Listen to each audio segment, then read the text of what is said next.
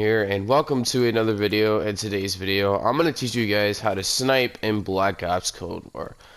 So I might not give the best advice for sniping, but I'm going to try to give the best possible advice that I can just to get this video over with, because I'm going to be making two videos today and this is one of the videos. And the video that you're going to be seeing next is how to get this beloved camo right here, Dark Ether, but as a glitch.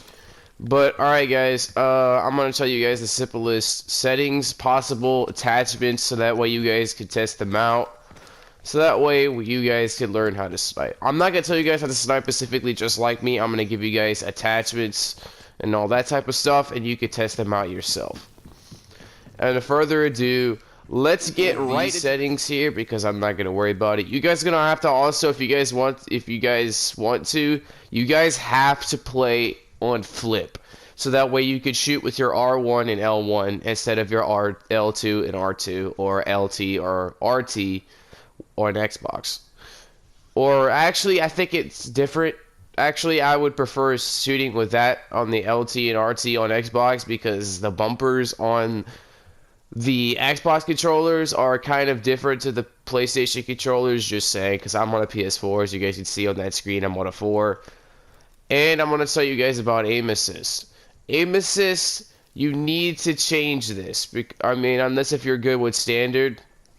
With the aim assist mode, in my opinion, you should put it on precision, because you can hit more of your shots. But on standard, you're okay. I haven't fucked with any of these other ones yet. I haven't really fucked with those two yet, because I don't know if they're good or not. But if you're okay with standard and you can control standard, you can go ahead and use that. But for me, I use precision.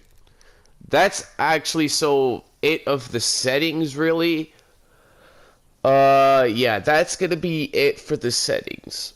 I mean, yeah, that's the best settings that you could possibly do. You guys can copy my settings, or you guys could try the attachments a lot easier.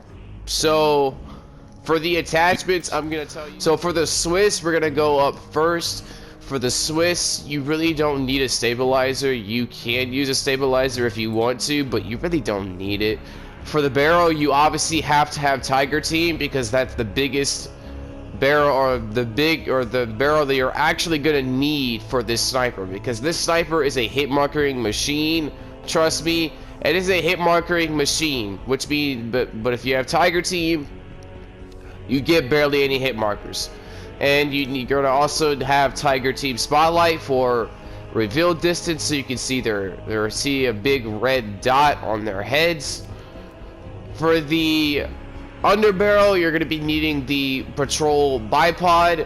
You can go bipod or the S fold bipod, or however you say it, but in my opinion, you really need this bipod better than these two bipods. These can increase recoil, but gets rid of your speed, and this gets rid of a little bit of your speed and gives you a little bit of accuracy. So which means, what I'm trying to say is, use the patrol bipod. It's better.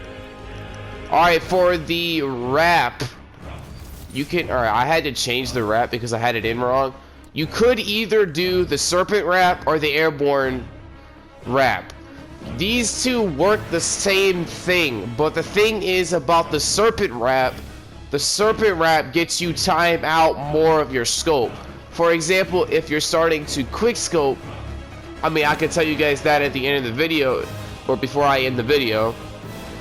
There's a comparative difference between these two. These both work the same, but the serpent wrap is it works a lot better, because it gets you more time out of your scope.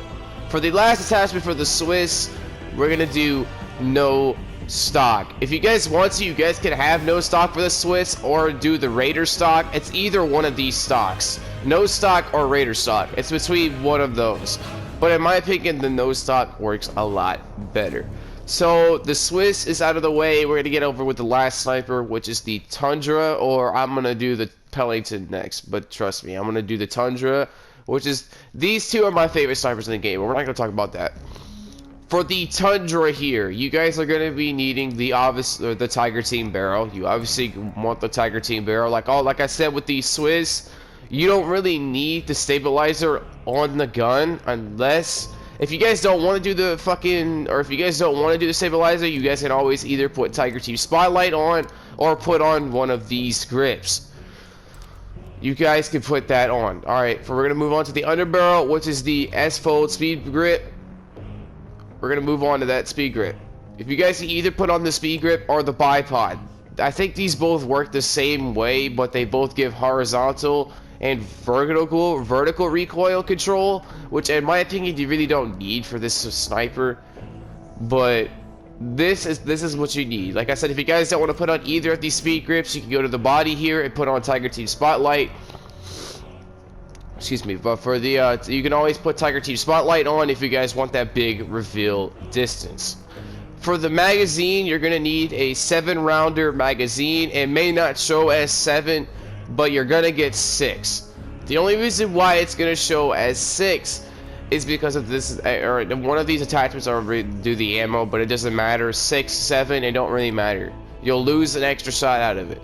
So if you go over the handle, like I said, and we got the serpent wrap, you can either run one of these, the agent, or the airborne, or the serpent wrap.